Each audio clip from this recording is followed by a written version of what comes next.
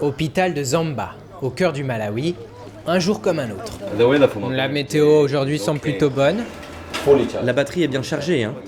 Ishan et Bernard préparent une livraison de médicaments. Par drone. Ils sont 18 dans le pays à être employés par cette entreprise australienne installée au Malawi depuis 3 ans. Les effectifs devraient grossir très vite. Aujourd'hui, l'entreprise est présente dans 6 districts. Dans les 12 prochains mois, nous serons implantés dans 24 des 28 districts du pays. Et au fur et à mesure qu'on s'étend, on a besoin de plus de monde. On recrute au Malawi. Ce drone peut transporter jusqu'à 3 kg de médicaments. Il a une autonomie de 120 km, un outil indispensable pour rejoindre des hôpitaux de campagne parfois inaccessibles.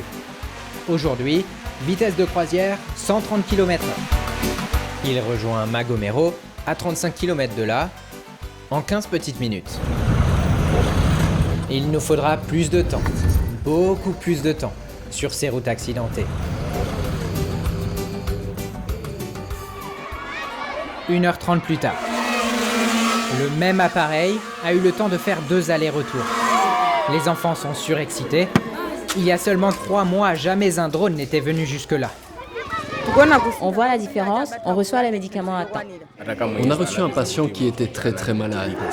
On avait besoin d'un test salivaire pour faire un diagnostic et savoir quoi lui donner. Il avait la tuberculose. En l'espace de 24 heures, il allait mieux. Mais si on n'avait pas eu le drone, on ne l'aurait pas su aussi rapidement, on aurait pu le perdre. Les drones sont de plus en plus présents dans le ciel malawite. Et il y a une raison à cela.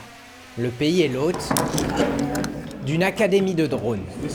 Ces 16 étudiants sont venus des 4 coins du continent africain pour y être formés. Ils examinent ces objets multifonctions dans leurs moindres détails, avec des objectifs très variés.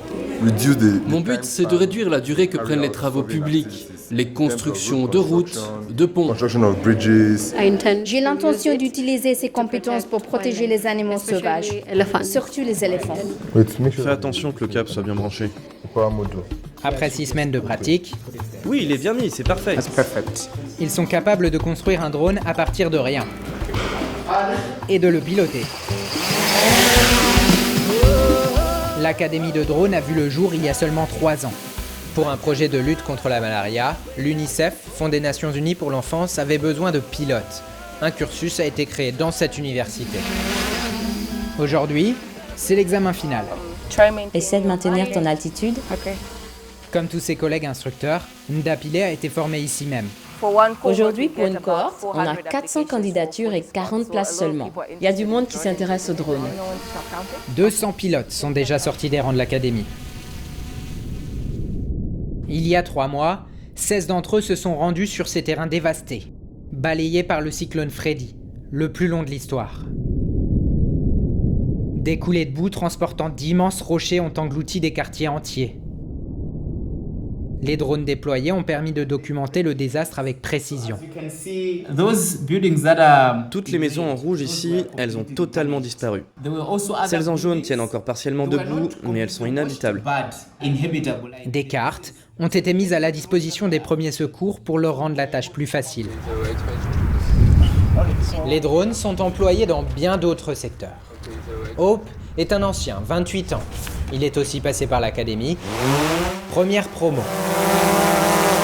Il a très vite créé sa start-up, multiplié les petits projets, inspection de toit, cartographie de terrains agricoles. Aujourd'hui, il survole un terrain vierge pour la construction d'appartements. Ces activités, pour nous, c'est un moyen de nous construire un capital. Et avec ça, l'objectif, c'est de nous lancer dans la livraison. Diversifier ses activités, c'est la clé dans ce secteur en expansion.